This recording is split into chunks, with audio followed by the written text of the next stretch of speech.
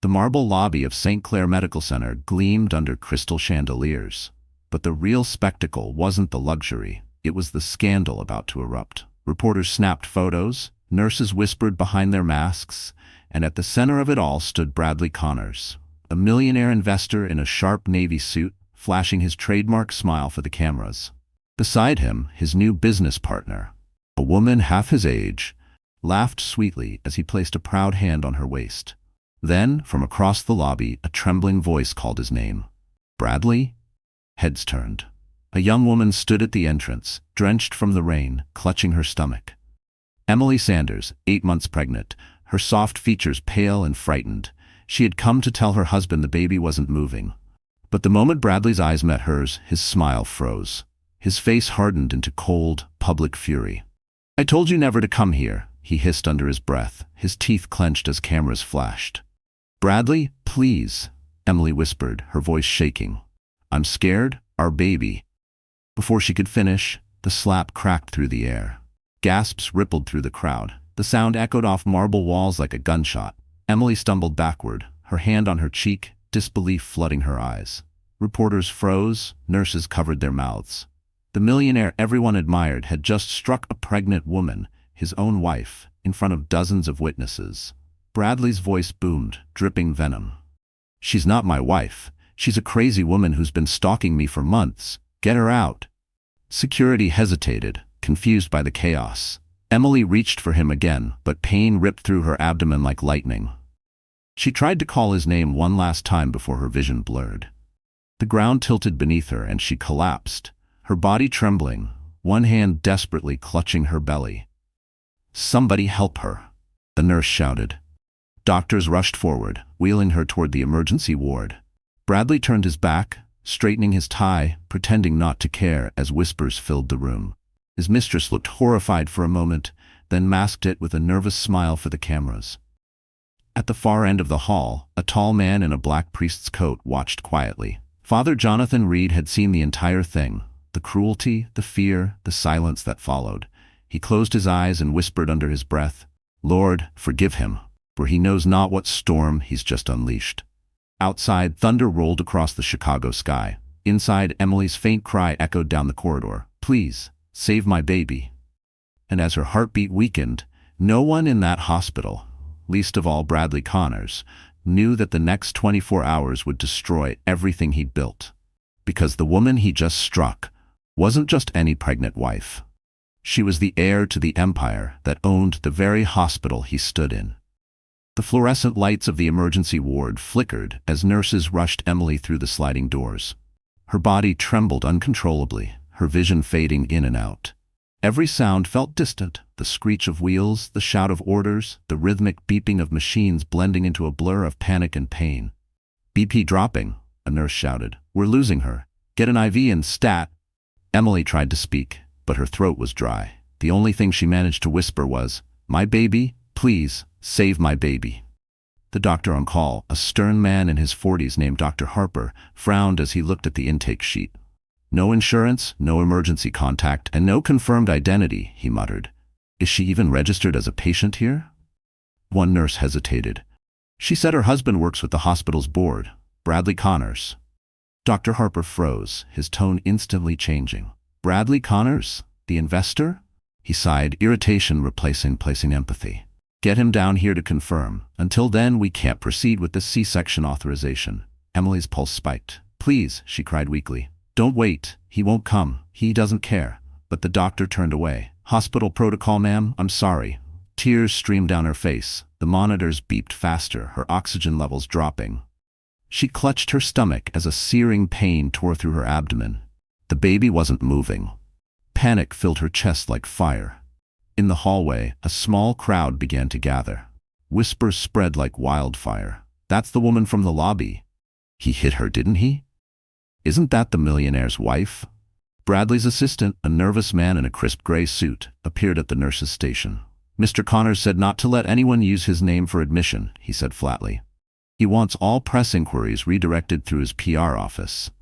"What about the patient?" a nurse asked. "She's in critical condition." "That's not his responsibility," the assistant replied coldly before walking out. Inside the operating room, Emily's consciousness slipped further. Her mind floated somewhere between memory and nightmare. Bradley's proposal under fairy lights, the first ultrasound, his promise. "I'll never let anything happen to you." She let out a small sob. "You lied," her heart monitor wailed. "We're losing fetal heartbeat," a nurse shouted. "Doctor, we have to act now." Dr. Harper hesitated, torn between policy and compassion. Just then the door burst open. Father Jonathan strode in, breathless but determined. "Do it," he commanded. "I'll sign the consent." The doctor blinked. "And you are?"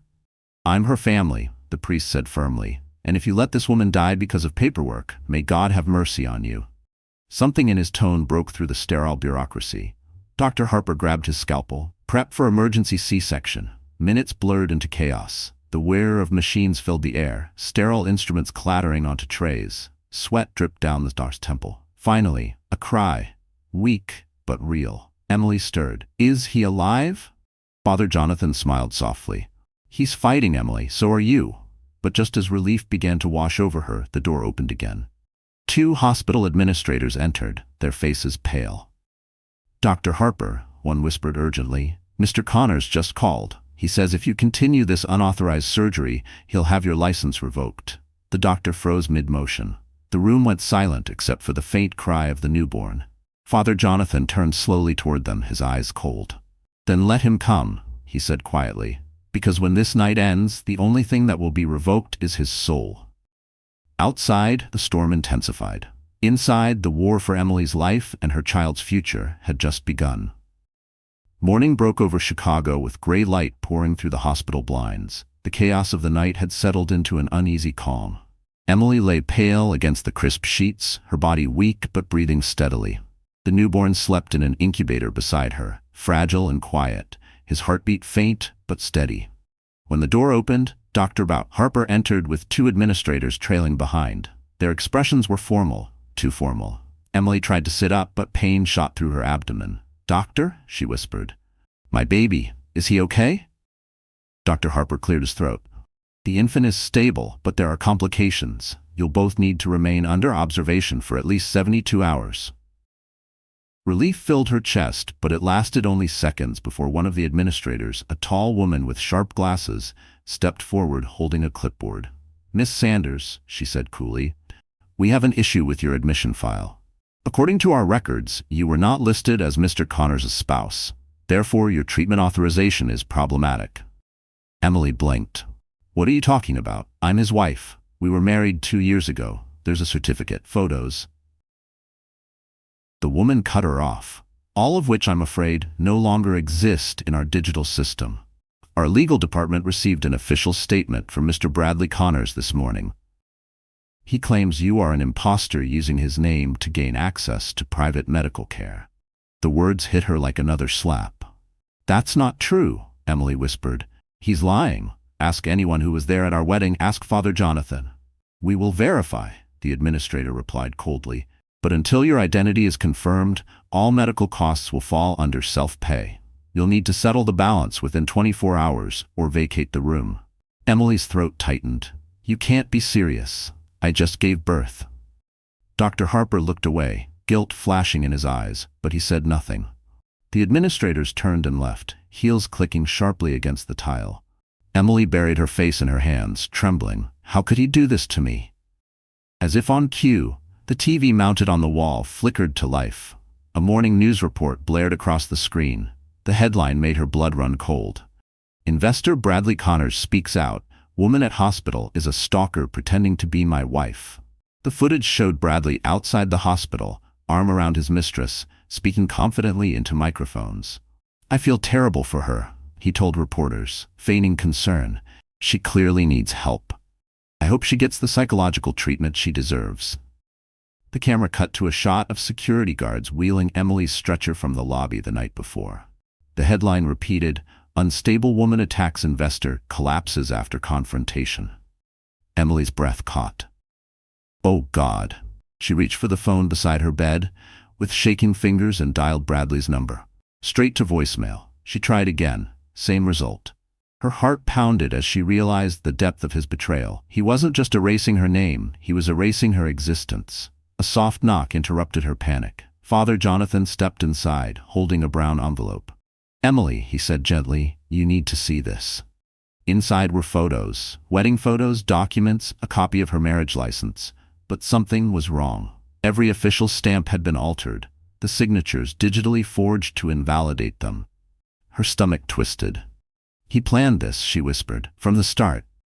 Father Jonathan nodded grimly. "He's not finished, Emily. He's preparing to file for defamation against you." Tears streamed down her cheeks, falling onto the hospital blanket. "How do I fight someone like him?" The priest placed a steady hand on her shoulder. "You don't have to fight alone. There are powers in this world that even money can't silence." At that moment, Emily didn't yet know he had already made one phone call. To the only man powerful enough to bring Bradley Connors to his knees. The late afternoon sun bled through stained glass windows, scattering patches of crimson and gold across the quiet chapel inside St. Clair Hospital. Father Jonathan Reed stood near the altar, his hands clasped tightly around a worn rosary. He had been silent for hours, praying not just for Emily's safety, but for wisdom. The storm from the night before had calmed, but something darker now hovered in the air, an invisible chill that came not from nature, but from corruption. Behind him, soft footsteps approached. It was Nurse Evelyn, the only one in the hospital who had shown any compassion toward Emily. "Father," she whispered, glancing nervously around, "the administrators are talking about discharging her tonight. Mr. Connors ordered it personally." Jonathan's eyes snapped open. "She can't even walk, Evelyn. And the baby, he's still under observation." "I know," Evelyn said, her voice trembling. "But they said if the bills aren't paid, they'll move her to the county facility. You know what that means." He did. It meant isolation, humiliation, and no protection. It meant Bradley Connors would win. The priest took a deep breath. "Thank you, my child," he said softly. "Go back to her. Keep her calm." When she left, Father Jonathan walked to his small office in the chapel's back corridor. He opened an old drawer, revealing a black rotary phone, one that had rung only once in 10 years. Next to it was a single card, aged and creased, with a name written in gold letters, Roy Sanders. He hesitated. 3 years had passed since the last time they spoke. Back then, Roy had been furious. His daughter had abandoned her wealthy family to marry a man beneath her, a man he had warned her about. Now, that man had almost destroyed her. Jonathan exhaled slowly and dialed. The call connected after 2 rings. "This is Roy Sanders." His voice was deep, commanding, the kind that made boardrooms fall silent. "Roy," Jonathan said, his tone grave. "It's Jonathan Reed." There was a pause. Then sharp recognition. "Jonathan, I thought you'd taken a vow of silence after what she did." "I almost did," the priest replied quietly, "but I'm breaking it now, for Emily." Another pause. The rustle of papers, a faint sigh. "What's happened?" Jonathan told him everything. The slap, the hospital scandal, the forged marriage license, the public humiliation. As the story unfolded, the other end of the line went deathly still. When he finished, Roy's voice was no longer calm. It was icy. "Where is she?" "Room 412, Jonathan said. "She's weak, Roy. Too weak to fight him alone." There was a low growl of restrained rage. "I warned that snake," Roy muttered. "I told him if he ever laid a hand on her." "Then keep your promise," Jonathan interrupted gently. "She needs her father now, not your anger." Silence stretched, thick and heavy. Finally, Roy spoke. "Jonathan, listen carefully. No one, no doctor, no guard, lets that man near her again. Do you understand me?" "I do." "And tell Emily," Roy continued, his tone softening for the first time, "her father never stopped watching over her, even when she thought he had." Jonathan felt something shift in his chest, a fragile hope he hadn't felt in years. "I'll tell her," he whispered. When he hung up, the priest looked toward the crucifix above his desk. "Forgive me, Lord," he murmured, "for what's about to happen." Outside, in the hospital's private parking lot, a black limousine rolled past the security gate. The driver wore gloves. The license plate bore no number, only the emblem of the Sanders Foundation, the conglomerate that secretly owned half the hospital's board. Inside that car sat Roy Sanders himself, eyes like steel, phone still pressed to his ear. "Bradley Connors," he said coldly, "doesn't know who he just slapped." And for the first time in years, Father Jonathan allowed himself a faint, grim smile. By the next morning, the story had exploded across every major news outlet in Chicago. Tabloids printed her photo, pale, terrified, being wheeled into the emergency room, under headlines that screamed, "Pregnant stalker collapses after attacking investor." Not one article mentioned the slap. Not one called her by her real name. Inside the luxurious downtown ballroom of the Connors Grand Hotel, Bradley stood behind a podium draped with his company's logo. Dozens of cameras flashed. He adjusted his tie, practiced sympathy painted across his face. "Thank you for coming," he began, his voice calm and measured. "I'm here to address last night's unfortunate incident at St. Clair Medical Center." He paused just long enough for the tension to thicken. "A woman claiming to be my wife confronted me in a very public and distressing manner. I want to be clear. This individual is not and has never been my legal spouse." Gasps from the press. His PR agent, a sharp-eyed blonde named Clara Vance, stood off to the side, nodding approvingly. Every word had been rehearsed. Bradley continued, lowering his tone to feigned pity. "She's clearly struggling with psychological issues. My only wish is that she receives the medical care she needs. It breaks my heart to see someone in such pain." He clasped his hands like a saint. The crowd swallowed every word. A reporter raised her hand. "Mr. Connors, witnesses say you struck the woman. Was that true?" Bradley's expression hardened, just for a second. Then came the performance. "Absolutely not. She stumbled toward me. Security misinterpreted what happened. I would never harm a woman, let alone someone expecting a child." The room murmured with approval. Cameras clicked. "And to clarify," he added smoothly, "this woman is not pregnant with my child. There is no connection between us. My legal team is already working with authorities to ensure she gets the help she needs." In the back row, one cameraman exchanged a look with another. Something in Bradley's confidence seemed off, rehearsed. Meanwhile, at St. Clair Hospital, Emily watched the live broadcast on a small wall-mounted television. Her hands shook as she heard every lie spill from his lips. The image of him, composed, adored, unpunished, burned into her mind like acid. "God? He's turning me into a monster," she whispered. Nurse Evelyn stood beside her, furious. "He's lying straight to America's face. We saw what happened." Emily stared at the screen, her voice breaking. "And no one will believe me." Father Jonathan entered the room quietly, holding a small newspaper folded in half. "You don't need them to," he said softly. "You just need one man to believe, and he's already on his way." Emily looked at him, confused. "Who?" But before he could answer, the door burst open. Two men in suits, hospital security, stepped inside. "Miss Sanders," one said stiffly, "we've been instructed to escort you off the property. Your account is unpaid, and you've been deemed a security risk to our staff." Emily's eyes widened. "You can't. My baby. He's still in the incubator." Father Jonathan stepped between them. "You'll lay one hand on her, and you'll answer to the church and the law," he warned. The guards hesitated. One spoke into his earpiece, receiving new orders. Then he turned to Jonathan. "Sir, if you wish to assist her, you'll need to move her immediately. The board's meeting in 30 minutes. Mr. Connors wants her gone before then." The priest's jaw tightened. "Understood," he said calmly. "We'll be gone long before that." As they left, Emily clutched the priest's sleeve. "Father, where are we going?" He looked down at her with steady eyes. "To meet the man who taught Bradley Connors what power really is." Outside, a convoy of black cars rolled toward the hospital gates.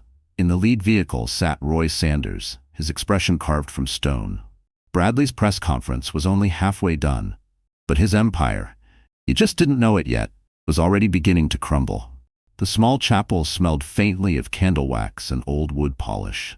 Emily sat on one of the pews, her face pale under the dim light, her arms wrapped protectively around herself. Outside, she could still hear the echo of Bradley's lies playing over and over on every television and phone screen in the city. To the world, she was a delusional woman. To him, she was already erased.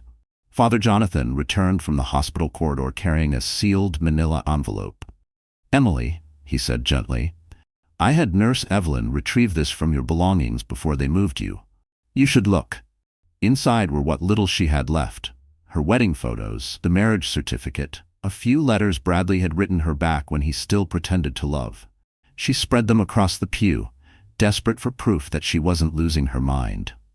But something was wrong. The documents were different. Signatures blurred, dates shifted. Even the officiant's name had been altered. Her stomach dropped. "These aren't the originals," she whispered.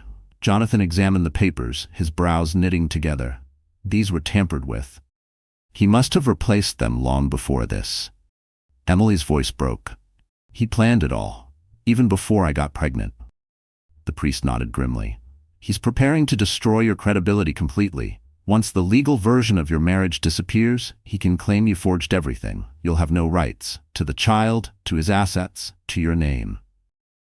Emily pressed her trembling hands against her face. "How could I be so blind?" Jonathan placed a steady hand on her shoulder. "Love blinds everyone, child, but faith opens what love conceals." She gave a bitter laugh. "Faith won't stand in court." Before he could respond, the chapel door creaked open. Nurse Evelyn slipped inside, clutching her phone. "Father, you need to see this," she said breathlessly. She turned the screen toward them, a live feed of a news station. Bradley's lawyer, a smug man named Raymond Locke, was speaking to the press. "Our client has filed a restraining order against Miss Emily Sanders," he declared. "We are also pursuing criminal charges for fraud and identity theft.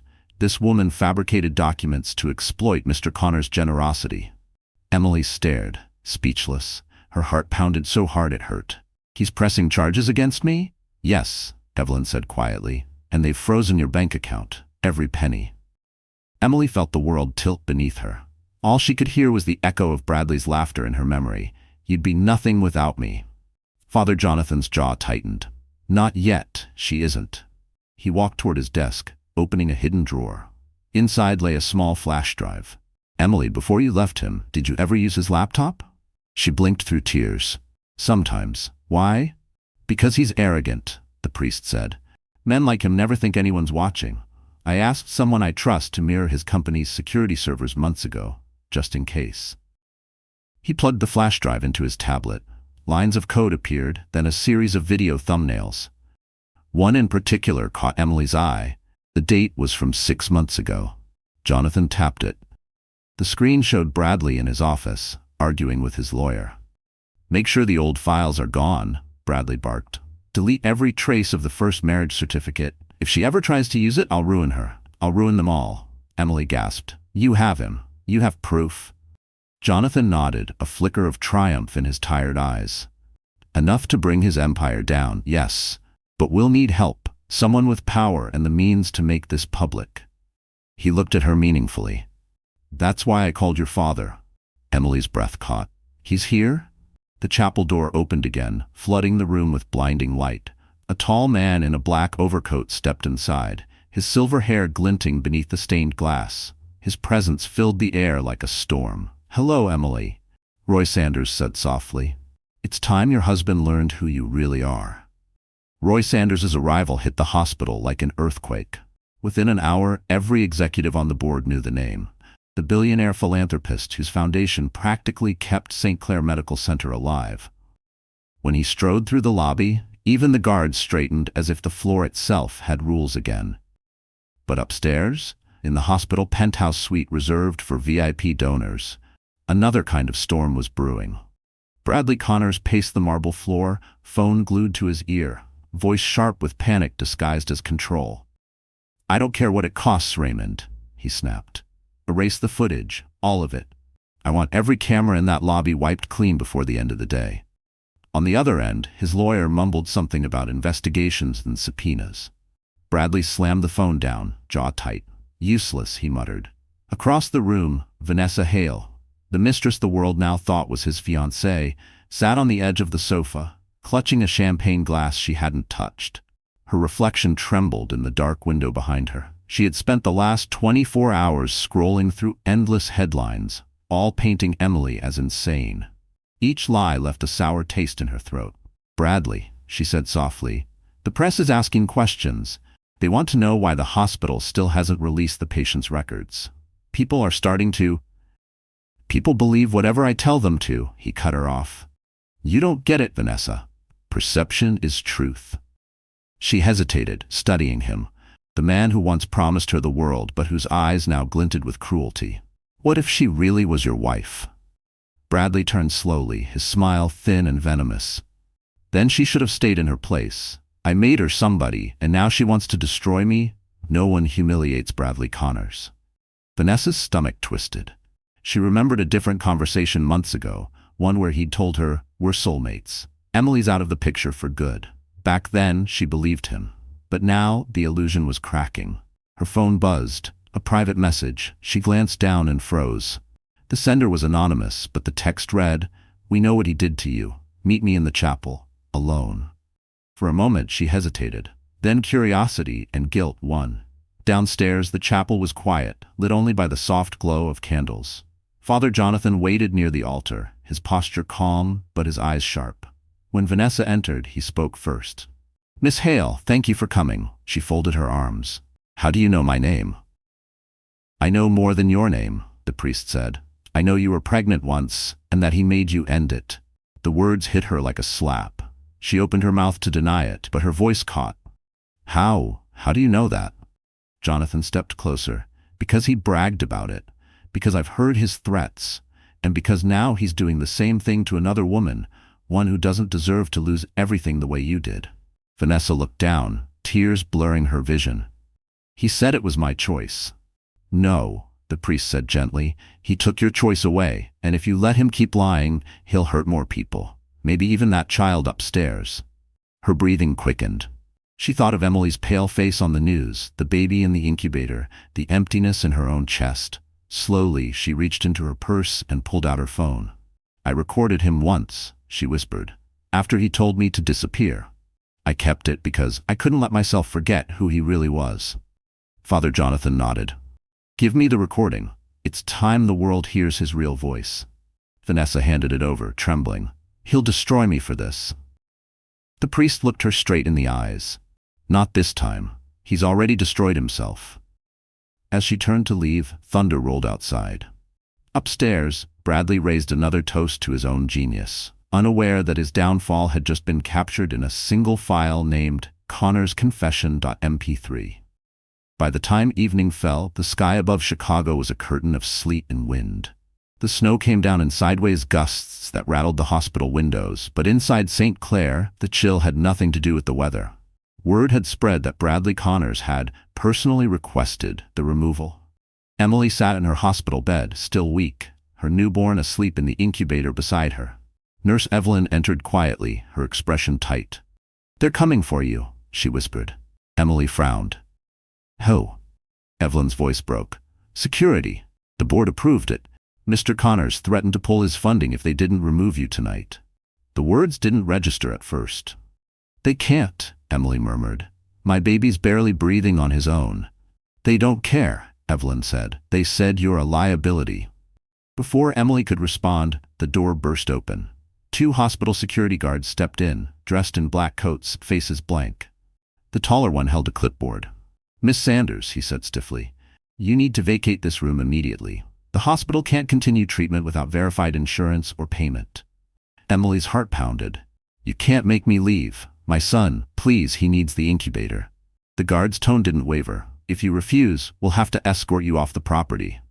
Evelyn moved in front of them, shaking her head. "She's a patient, not a criminal. Have you no conscience?" The guards hesitated, but the order was clear. "Ma'am, step aside." Emily clutched the blanket around her. "At least let me hold him," she whispered. "Just once." One guard looked away, guilt flickering across his eyes. "Make it quick." Evelyn gently lifted the tiny infant from the incubator and placed him in Emily's arms. He was so small, barely 5 pounds, his skin soft as paper. She traced his cheek with a trembling finger. "Mommy's here," she whispered. "You're safe, baby."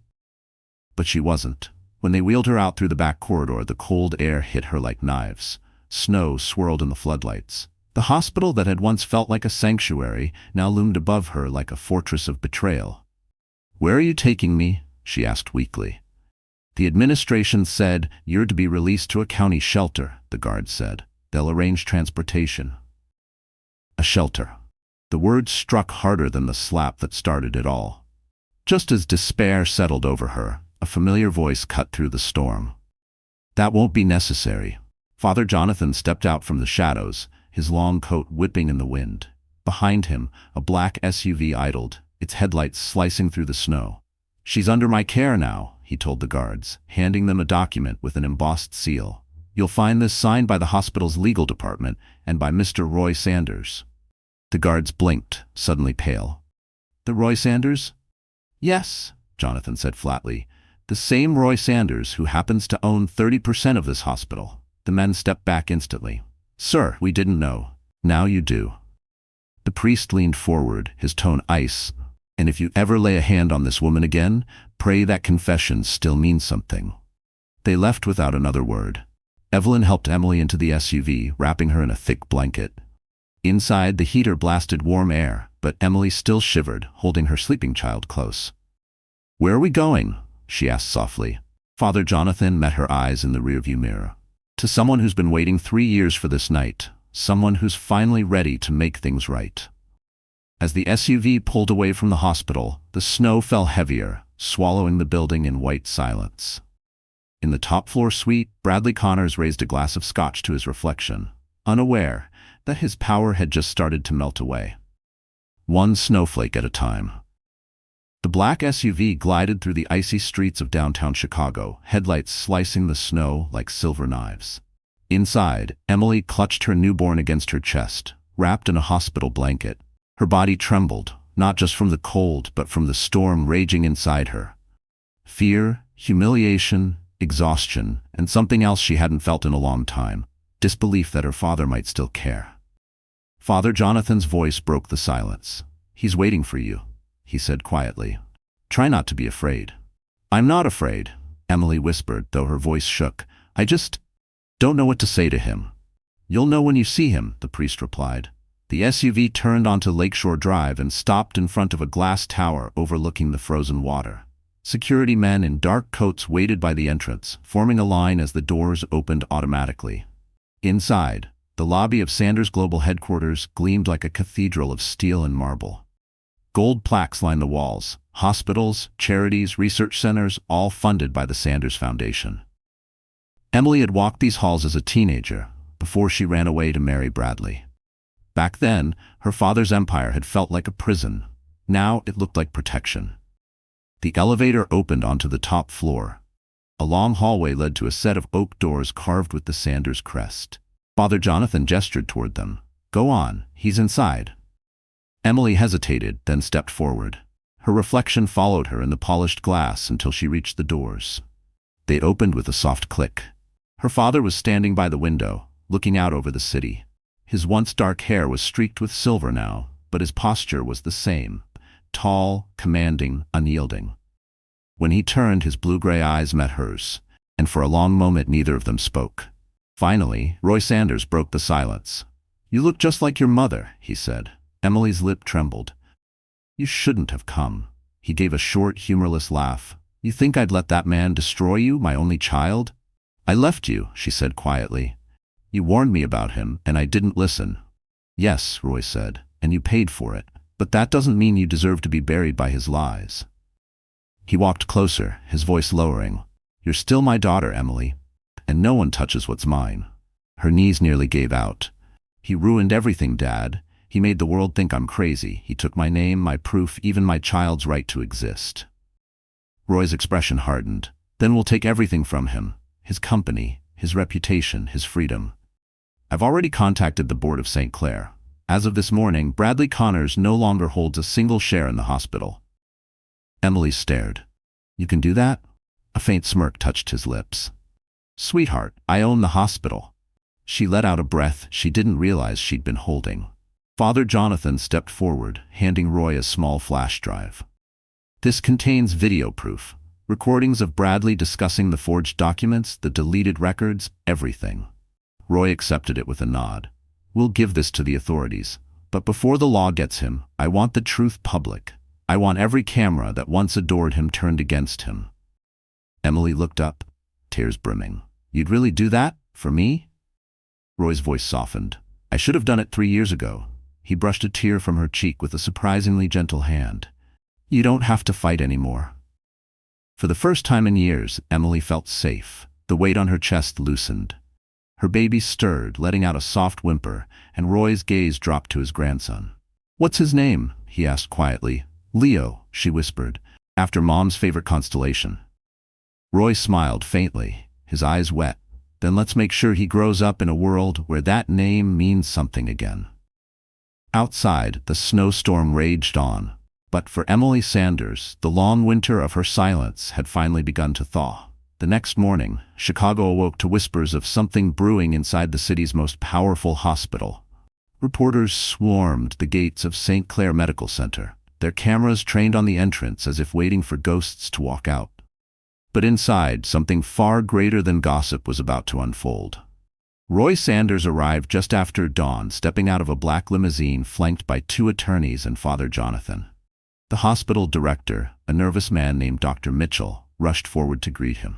"Mr. Sanders, I didn't expect." "I'm sure you didn't," Roy interrupted, his voice low but sharp. "Where's the boardroom?" Dr. Mitchell hesitated. "Sir, Mr. Connor scheduled a private meeting there." "Good," Roy said. "Then I won't have to waste time finding him." Upstairs, Bradley Connors sat at the head of a polished oak table, smiling confidently at a dozen board members. His PR agent, Clara Vance, whispered last-minute talking points into his ear. "Stay calm," she said. "If Sanders shows up, deny everything. We'll control the narrative." Bradley leaned back in his chair, smirking. "Let him try." The door swung open. Roy Sanders strode in, followed by Emily, pale but composed, holding baby Leo in her arms. Gasps rippled through the room. Every eye turned to the woman Bradley had called a liar. Bradley shot to his feet, the color draining from his face. "What the hell is this?" Roy's tone was calm, almost casual. "A family reunion, and a reckoning." Emily stood silent, her father's hand steady on her shoulder. Roy turned to the board. "Gentlemen, as of this morning, my foundation has frozen all pending donations to St. Clair until we address the corruption poisoning this institution." Dr. Mitchell paled. "Mr. Sanders, please. There's no corruption." Roy's eyes narrowed. "Then you won't mind if I show the board something?" He nodded to Father Jonathan, who placed a laptop on the table and clicked play. The room filled with Bradley's voice, recorded from Vanessa's phone. "Delete every trace of that marriage certificate. If she talks, I'll ruin her. I'll ruin them all." The boardroom fell silent. Every face turned toward Bradley, who froze mid-breath. That's fabricated," he stammered. Roy's lawyer slid a folder across the table. "We verified the metadata. It's authentic." Emily finally spoke, her voice trembling but strong. "You told the world I was insane. You destroyed every proof of our life together, every promise. But this is your voice. You can't erase that."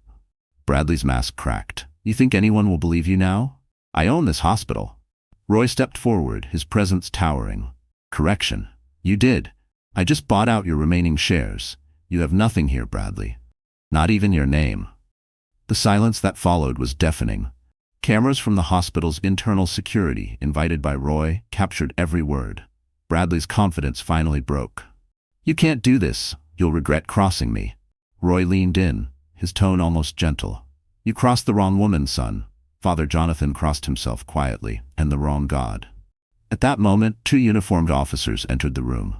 "Bradley Connors?" one asked. "You're under arrest for document forgery, fraud, and assault."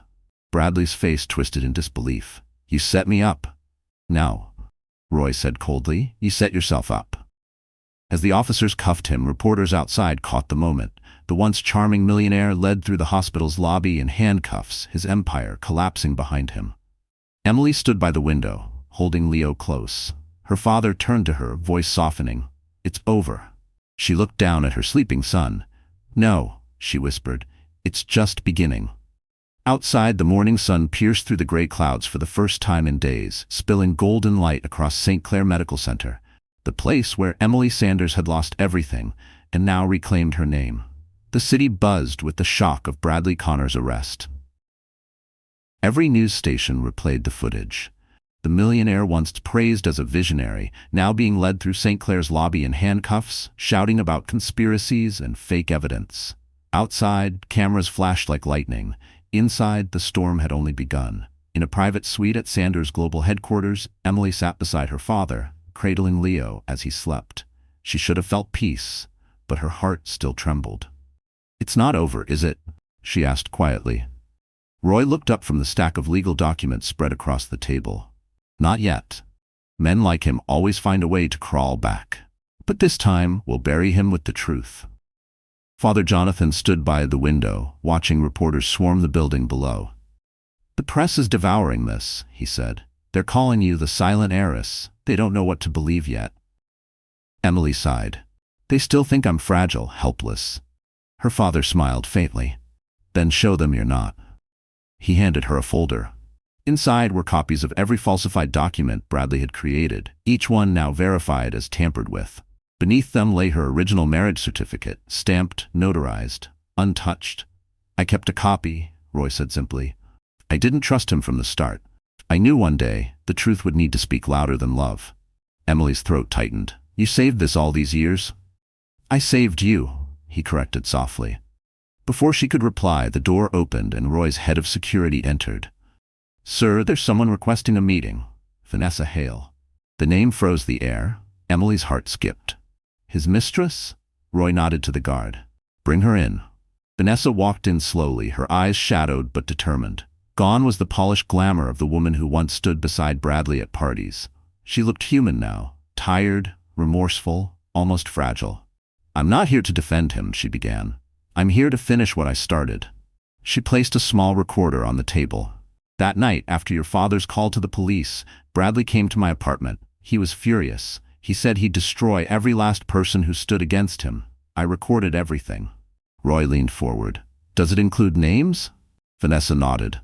"Investors, lawyers, even a judge he bribed to seal your marriage record." The room went silent. Father Jonathan crossed himself. "My God." Emily looked at Vanessa with a mixture of shock and pity. "Why are you helping us?" Tears glimmered in Vanessa's eyes. "Because I believed his lies once too. I lost a child because of him. When I saw what he did to you, I couldn't live with that silence anymore." Emily reached across the table and took her hand. "Thank you," she whispered, "for ending the silence." Roy turned to his legal team. "I want that file copied, archived, and delivered to the district attorney within the hour. Then release it to every major news network." Vanessa blinked. "You're going public?" "Yes," Roy said. "If Bradley wanted attention, we'll give him the world's spotlight, just not the way he imagined." As his team moved quickly, Emily held Leo close, her mind spinning. If the world sees everything, they'll finally know who he really is. Her father's gaze softened, and who you really are. Outside, a breaking news banner lit up every TV screen in the city. Exclusive evidence: Bradley Connors caught in multi-million-dollar fraud and forgery scheme. For the first time, Emily didn't hide from the headlines. She stood tall, her reflection in the window clear and steady. "This isn't just his fall," she said quietly. "It's my beginning." Father Jonathan smiled. "Then let's make sure the world never forgets it." And as the night lights of Chicago shimmered below, the story of Emily Sanders, the woman he tried to erase, was finally becoming the story of his ruin. By sunrise, Bradley Connors' name had become poison. Every network in America ran the same footage: his arrest, his mistress's confession, his private rants leaking online. News anchors dissected every frame, every quote. On social media, hashtags exploded: "Justice for Emily," "Baby Leo," and the one that stung Bradley the most: "Liar in Luxury." For the first time in months, Emily Sanders was no longer a ghost. She was a woman whose pain had a voice, and the nation was listening. Inside Sanders Tower, the media team scrambled to manage the flood. Phones rang non-stop, cameras lined the sidewalks, and the building lobby buzzed with reporters demanding a statement. Roy's communications director rushed into the private conference room. "Sir, every outlet wants an exclusive. CNN, The Times, even late-night shows. They all want her." Roy glanced at his daughter, seated beside him. Emily wore a simple gray sweater, her hair tied loosely, no makeup, yet her calmness commanded the room. "You don't have to do this," he said quietly. "We can issue a written statement. Let the evidence speak." Emily shook her head. "He lied about me in public. I need to tell the truth in public." Father Jonathan smiled faintly from across the table. "Spoken like your mother." Roy gave a short nod, pride softening his stern features. "Then we do this right. You speak once, clearly, with dignity. After that, silence. Let the world decide." An hour later, the press conference began. The room filled with reporters, cameras blinking like a storm of artificial lightning. Emily stepped up to the podium, her hands trembling only slightly. Roy stood behind her, silent support carved in human form. She took a breath. 3 years ago, I fell in love with a man who promised forever. Instead, he gave me scars, some you can't see." Her voice wavered, but she steadied it. "When I found the courage to speak, he erased me. He called me insane, forged my name, and left me to die in the hospital that bore my family's name." The crowd was silent. Even the clicking of cameras slowed. "But I survived," she continued, "because truth doesn't die in silence. It waits for light." Her eyes found the nearest lens. "To every woman watching this who's been told she's crazy, who's been silenced, who's been made small, please hear me. You are not what they say you are. You are what you survive." The room erupted in applause. Reporters shouted questions, but Emily raised a hand. "I'm not here to ruin anyone. I'm here to reclaim what was stolen. My dignity, my name, and my child's future." She turned slightly, her voice softening. "I forgive him, not because he deserves it, but because I deserve peace." Father Jonathan bowed his head. Roy blinked hard, turning away to hide the emotion in his eyes. Within minutes, her speech flooded the internet. Millions shared it, quoting her final line, "You are what you survive." Morning shows replayed it every hour. Commentators called her a modern symbol of grace under fire. Meanwhile, in a holding cell downtown, Bradley watched the broadcast through metal bars. His jaw tightened as Emily's face filled the TV screen. The same public that once adored him now cheered her. He slammed his fist against the wall, shouting, "Turn it off!" But it was too late. His empire was gone, his image shattered, and the one woman he'd tried to erase now stood taller than ever. Back at Sanders Tower, Emily stood by the window, looking down at the crowd of supporters gathered outside. Women holding signs, strangers chanting her name. Her father stepped beside her. "They believe you now." She nodded slowly, her voice calm. "They believe the truth." Outside, the city lights shimmered like 1,000 candles, and for the first time in years, Emily didn't feel small, she felt seen. The press conference had barely ended when Emily's body began to betray her again.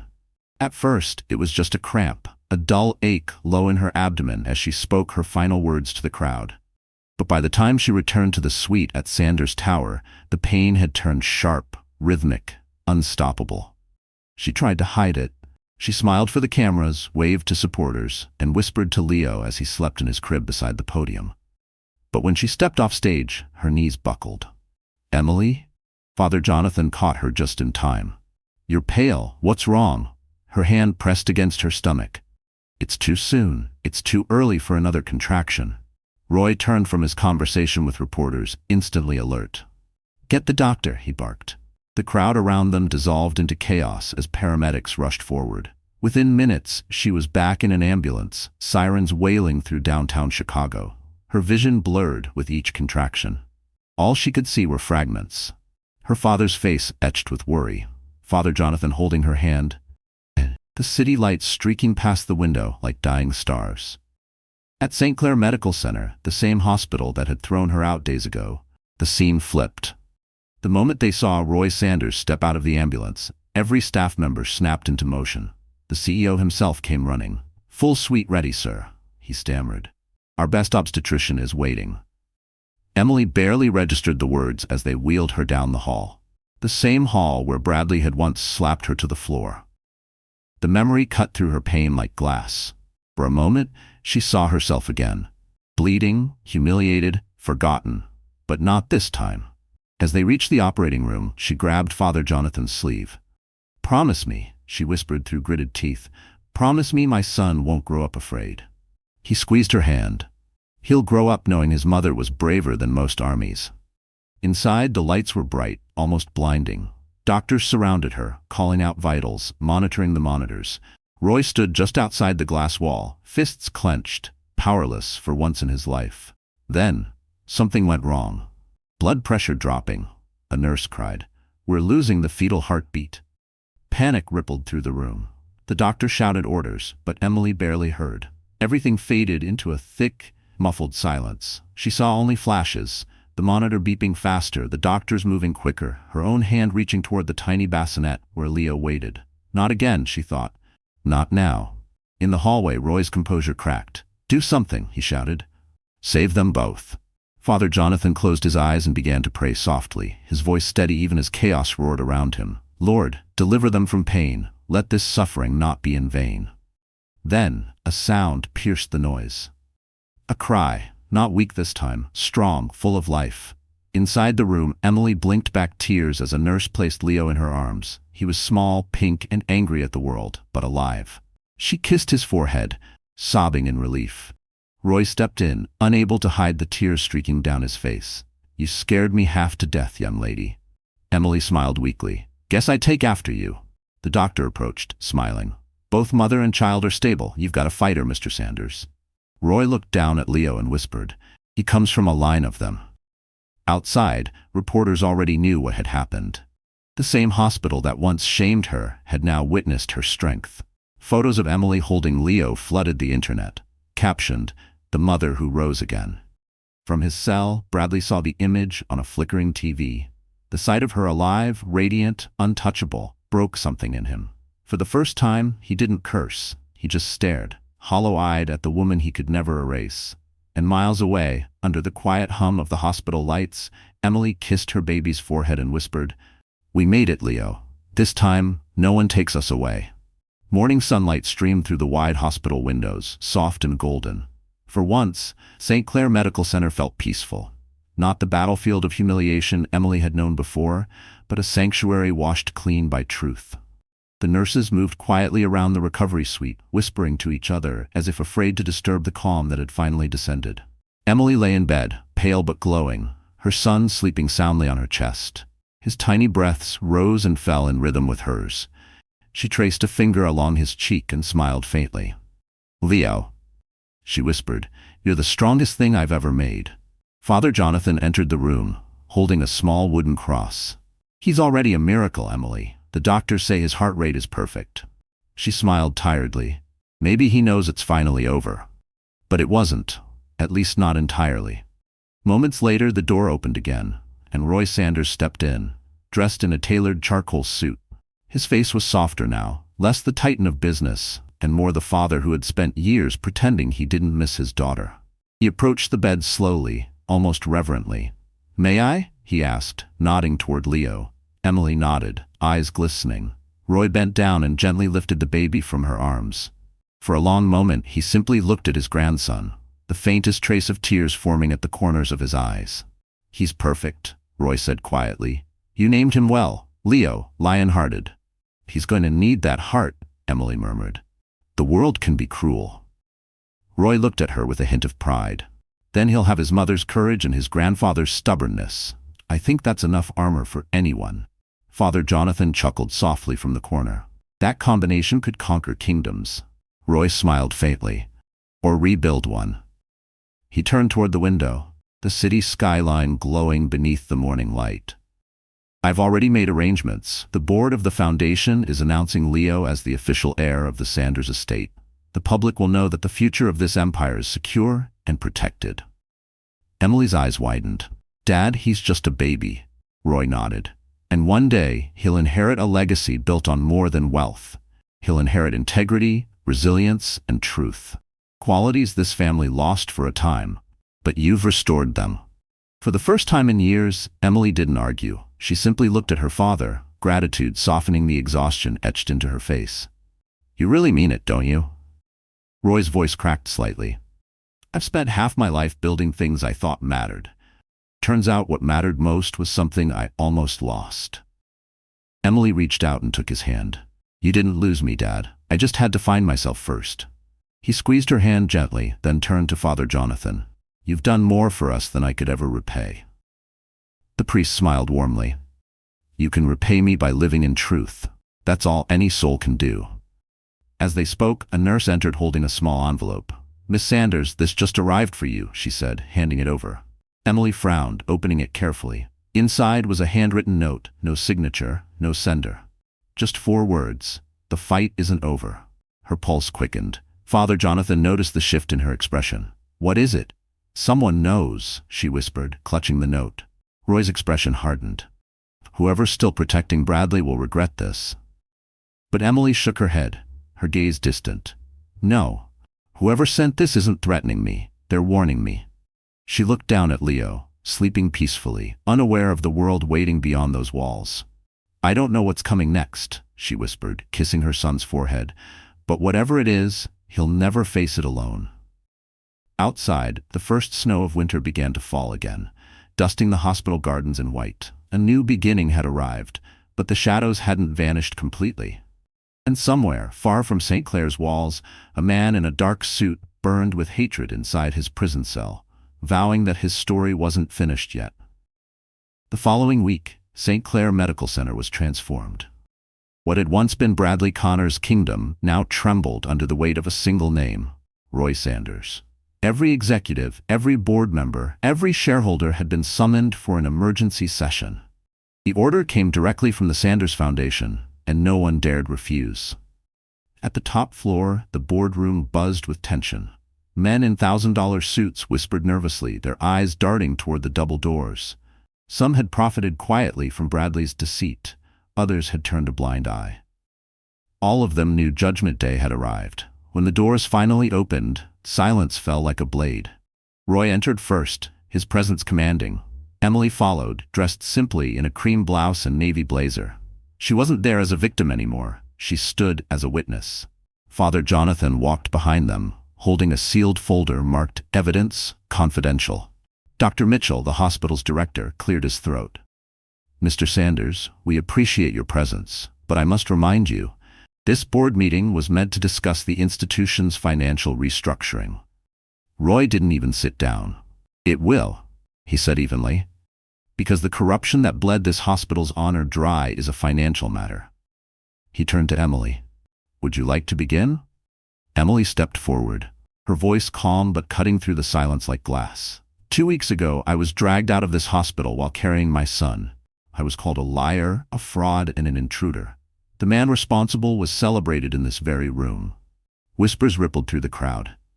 Emily opened the folder Father Jonathan handed her and began distributing photos, screenshots, bank transfers, voice transcripts.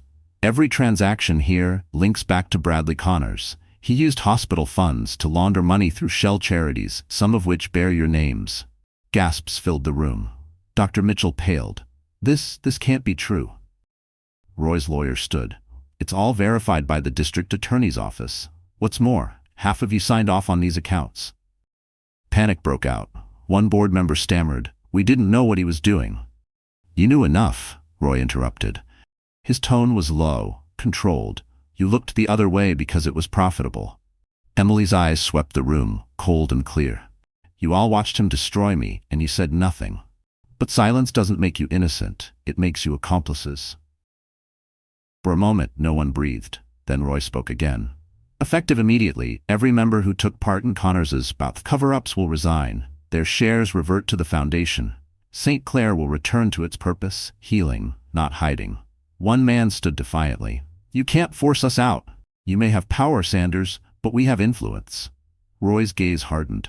"Influence dies when it loses credibility. Check your phones." Every phone in the room buzzed. Notifications flooded in. Breaking news, financial scandals, leaked audits.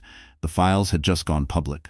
Gasps turned into groans. One by one, the board members realized the truth. Their careers were over.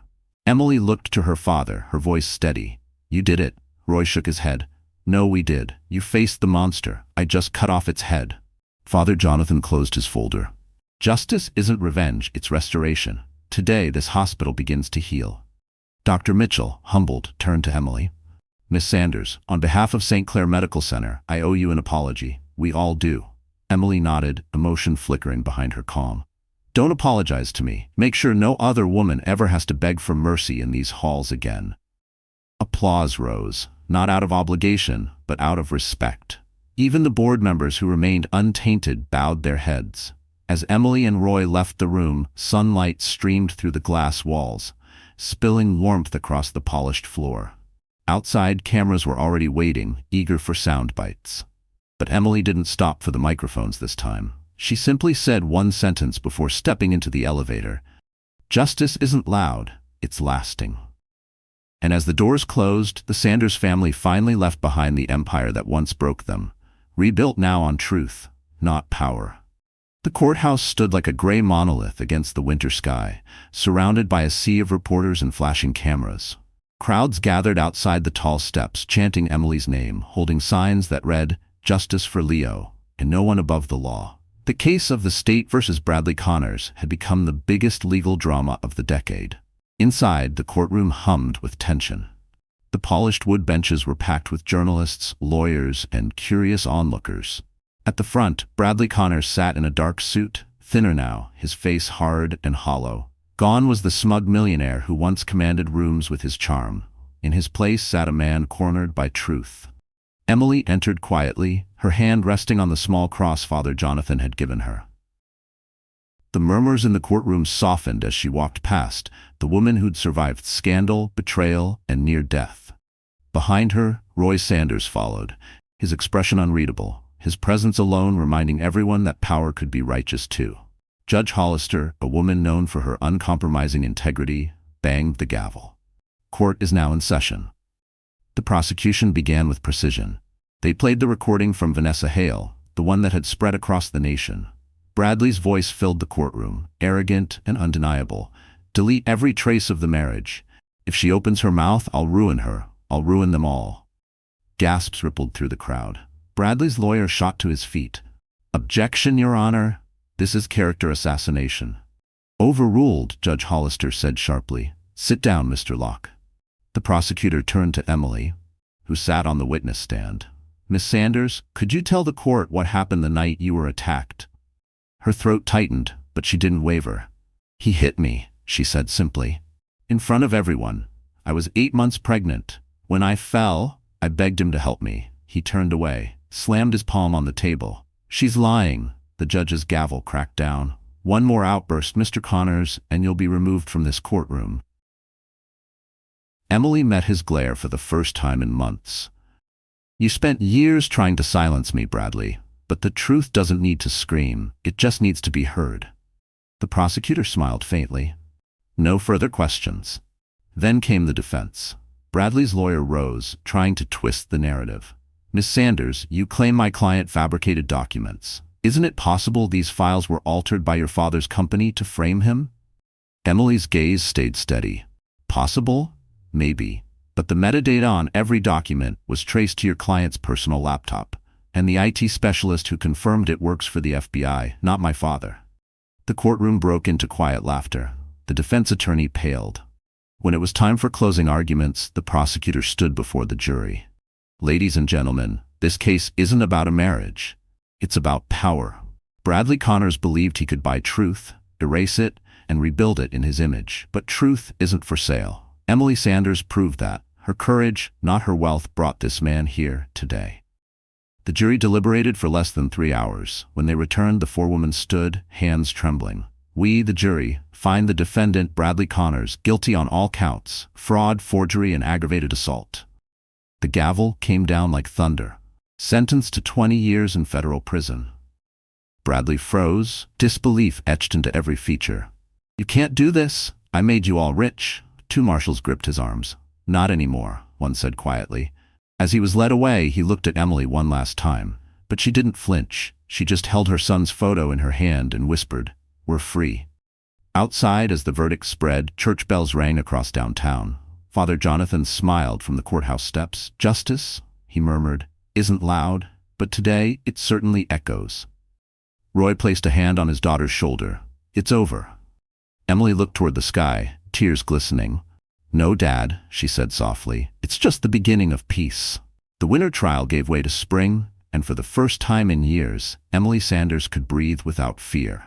The chaos that had defined her life was gone. No lawyers, no flashing cameras, no whispers following her down every corridor. What remained was silence, the kind that didn't hurt anymore. 3 months after Bradley's sentencing, Emily stood on the balcony of her new apartment overlooking Lake Michigan. The city glimmered beneath her like a living jewel, and the sound of waves against the pier reminded her she was finally free. Leo slept peacefully in his crib, wrapped in a soft blue blanket embroidered with tiny stars. Father Jonathan visited often, usually bringing pastries and peace. This morning he arrived with both. "You look lighter," he said with a smile, handing her a coffee. "I am," Emily admitted. "For the first time, I wake up without checking the news or bracing for another attack. It feels strange." "Strange can be good," he said, taking a seat near the window. "Strange means new beginnings." She looked out over the lake, thoughtful. I used to think my life ended the day he hit me, but maybe that was just the day it began. Jonathan nodded. Pain doesn't end a story, it rewrites it. Their conversation was interrupted by a knock at the door. When Emily opened it, Roy stood there, dressed casually for once. No suit, no boardroom mask. He carried a folded newspaper in his hand and a softness in his eyes she hadn't seen since childhood. "I didn't know you read the Chicago Tribune," she teased gently. He handed it to her with a faint smile.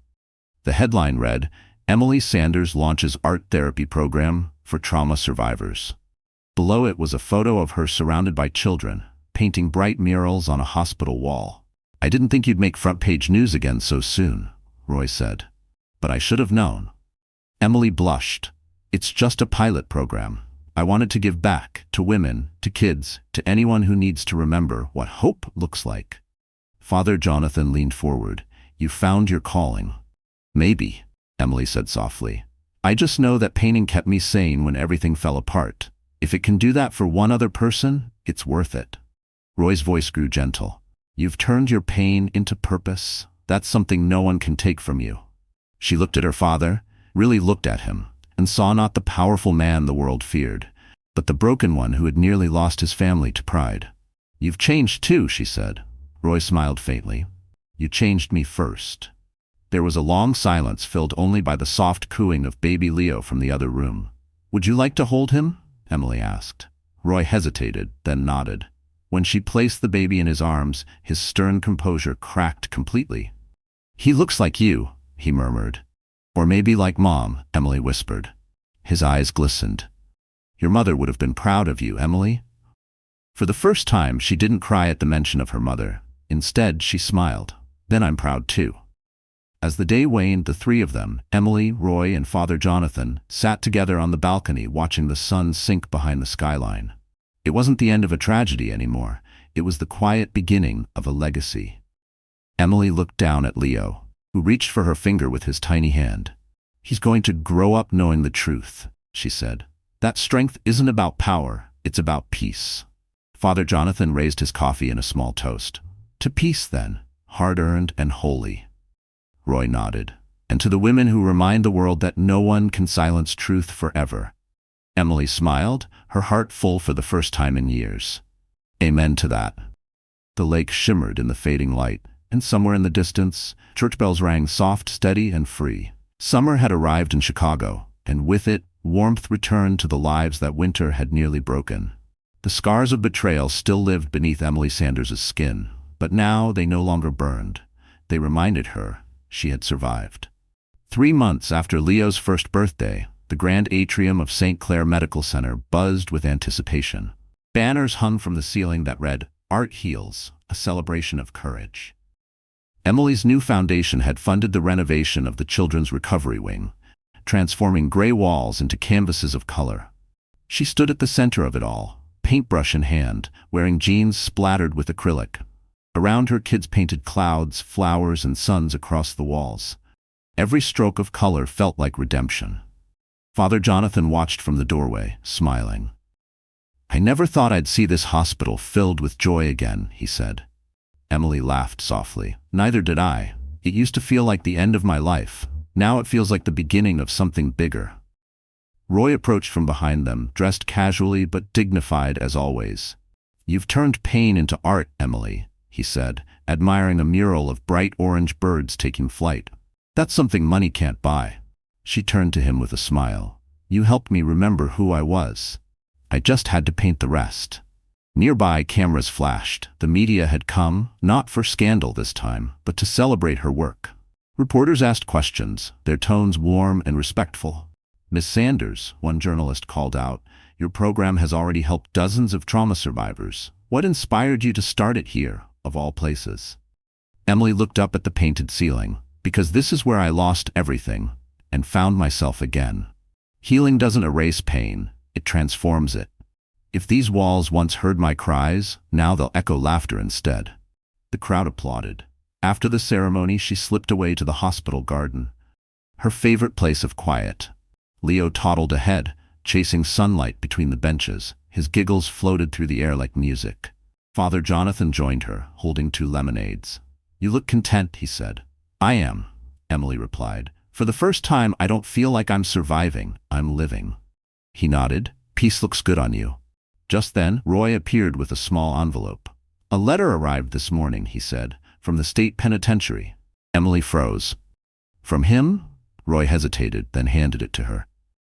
You don't have to read it. But she did. Her hands shook as she unfolded the letter. Bradley's handwriting was shaky, unfamiliar.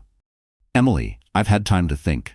I don't expect forgiveness, but I need you to know I see now what I destroyed. You were never my enemy. You were my mirror, showing me everything I refused to face. I'm sorry. Tell Leo, I hope he becomes half the person you are. Bradley. She read it twice before folding it back into the envelope. Silence lingered between them. Father Jonathan spoke first. You don't have to answer him. I won't, she said softly. Forgiveness doesn't mean return. It just means release. Roy placed a hand on her shoulder. Then let that be your final goodbye. She smiled faintly. It already is. Leo came running up, holding a bright yellow flower.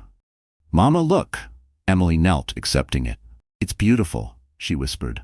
As they walked back toward the atrium, the murals gleamed in the afternoon light, children's laughter echoing through halls that once knew only pain. Father Jonathan watched from the doorway, whispering a quiet prayer. From ashes to light, amen.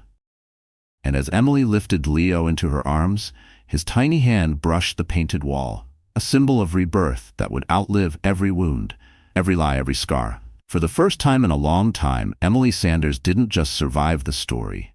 She had rewritten it. Autumn swept across Chicago like a golden wave. The air smelled of crisp leaves and distant rain, and the lake shimmered under the fading sun. For Emily Sanders, it had been a year since the trial. A year since her name was restored, her heart reclaimed, and her silence broken. The world had moved on from the scandal, but she hadn't forgotten. The pain had become her teacher, the truth her compass. And today, both would lead her back to the place where everything began, St. Catherine's Cathedral. She arrived quietly, wearing a long beige coat and holding Leo's hand. He was toddling now, full of mischief, his laughter echoing through the ancient stone archway. Inside, Father Jonathan waited near the altar, his familiar warmth filling the quiet space. "Welcome home," he said, his eyes soft with pride. Emily smiled faintly. "It feels different now. Last time I came here, I was hiding. Today, I came to give thanks." She knelt before the altar, closing her eyes.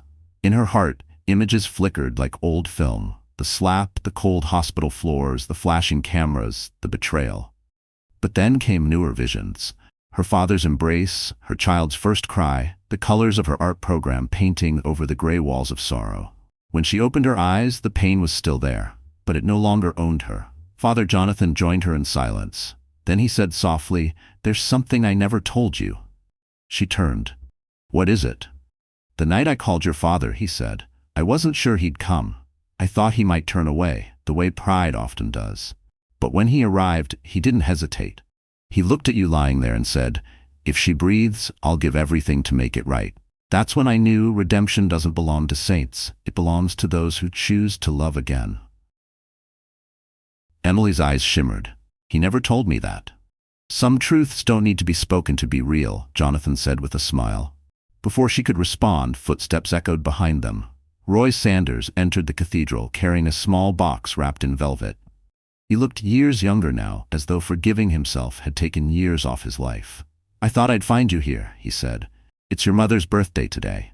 Emily blinked, surprised. "I forgot. She loved this place."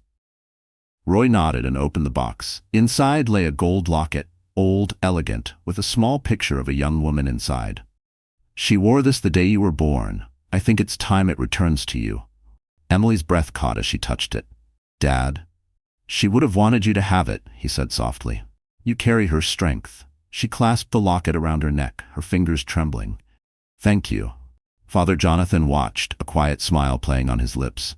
"The circle is closing, isn't it?" Roy chuckled. "Maybe it's just beginning." Emily looked toward the stained glass window above the altar, a depiction of a lion surrounded by light. Leo tugged at her coat, pointing up. "Mama, that's me," he said proudly. She laughed, lifting him into her arms. "Yes, sweetheart, that's you, brave and shining." As they stood there together, The woman who had fallen, the father who had repented, and the child who symbolized hope. Sunlight poured through the glass, draping them in gold. Outside, the city bells began to ring, their echoes rolling through the streets like a hymn. Father Jonathan whispered a final blessing. From brokenness to grace, from silence to song, may this family never forget what was rebuilt through faith. Emily held Leo close and smiled. We won't. And as the bells continued to toll, her laughter joined their sound, a melody of freedom, forgiveness, and the beautiful noise of a life redeemed. A full year had passed since justice was served.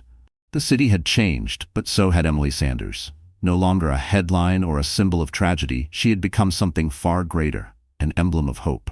Her story had inspired foundations across the country, helping women rebuild their lives after loss, betrayal, and abuse. Yet on this morning, as the first light of dawn spilled across the horizon, she wanted only one thing: peace. The Sanders estate outside Chicago had been restored to life. Where silence and grief once lingered, laughter now echoed. Leo's laughter, bright and contagious. The garden, once overgrown and gray, bloomed again under Emily's care. Roses lined the paths her mother had planted years before, their scent mixing with the fresh air of early spring. Emily sat on the porch, a mug of tea warming her hands. She watched her son chase butterflies across the grass, his golden hair catching the sun. For a moment, everything felt still, like time itself had paused to let her breathe. Father Jonathan arrived just after sunrise, walking up the long gravel path with his ever-present calm. You look peaceful, he said, smiling. I think I finally am, Emily replied. For so long I thought happiness would come when the pain disappeared, but it's still here, Father, just quieter now, like a shadow that knows its place. He nodded approvingly. That's healing. Pain doesn't vanish, it transforms, it teaches. Before she could answer, Roy Sanders joined them, carrying a newspaper under his arm and 2 cups of coffee. His once stern face now held something lighter, a gentleness age had long denied him. He handed her the paper. The headline read, Emily Sanders receives National Humanitarian Award. Her eyes widened. I didn't even know they were considering me. Roy grinned. They were. You've changed lives, Emily, thousands of them. You deserve this. Father Jonathan chuckled softly. You've come a long way from that frightened woman in a hospital bed. Emily looked toward the lake, shimmering in the morning light. I guess life has a strange way of giving us back what we thought we'd lost. I used to pray for revenge. Now I just pray for peace. As she spoke, a soft wind carried the faint toll of church bells from the distance, steady, familiar, eternal. Leo came running up, his tiny hands clutching a daisy. Mama, for you. Emily knelt, taking the flower with a smile. Thank you, my brave boy. Roy bent down beside them, his voice low. You know, your mother loved daisies. She said they were proof that beauty can grow anywhere, even after storms. Emily's eyes softened. Then I guess she was right. Father Jonathan raised his face to the sky. You've rebuilt everything he tried to destroy, not through anger, but through love. That's legacy, Emily. That's grace. Tears welled in her eyes, but they weren't from sorrow. They were the kind of tears that come when the soul finally exhales. She turned to her father and the priest, her voice steady. Maybe that's what forgiveness really is, not saying what happened was okay, but deciding it won't define you anymore. Roy smiled faintly. You've become the kind of woman your mother dreamed of, strong, kind, unshakable. Emily laughed softly. And stubborn. Don't forget stubborn. They all laughed, quiet, genuine laughter that carried across the garden. As the sun rose higher, painting the world in gold, Emily lifted Leo into her arms. He giggled, reaching toward the light, and for a moment she felt something divine, a promise fulfilled. She whispered to her son, We're free, Leo. Truly free. Father Jonathan made the sign of the cross, his voice barely above a whisper. Amen. And as the final scene of their story unfolded, the father reconciled, the priest redeemed, and the woman reborn, the camera of life lingered on the sunrise. The world would remember her not as the wife who fainted, not as the woman who suffered, but as the mother who rose. So, my friends, that's how our story comes to an end. You're still here, aren't you? If you've stayed with us all the way until now, maybe something in Emily's journey touched your heart in a way you didn't expect. Because this story isn't just about pain or revenge, it's about rebirth, about learning, as the Stoics taught, that We suffer more in imagination than in reality, Seneca. Emily learned to let go of anger, not because her past didn't matter, but because peace mattered more. She showed us that true strength isn't about fighting back, it's about choosing to rise quietly with dignity. Marcus Aurelius once wrote, "The obstacle is the way." And that's what healing really is, turning the things that broke us into the things that build us. So maybe now you can look at your own scars and say, "I survived, therefore I am stronger." If Emily's story reached something inside you, if it made you feel seen, hopeful, or even a little braver, then don't keep that feeling to yourself. Like, share, and subscribe so more hearts can heal through stories like this one. Because sometimes, the right story finds us exactly when we need it most.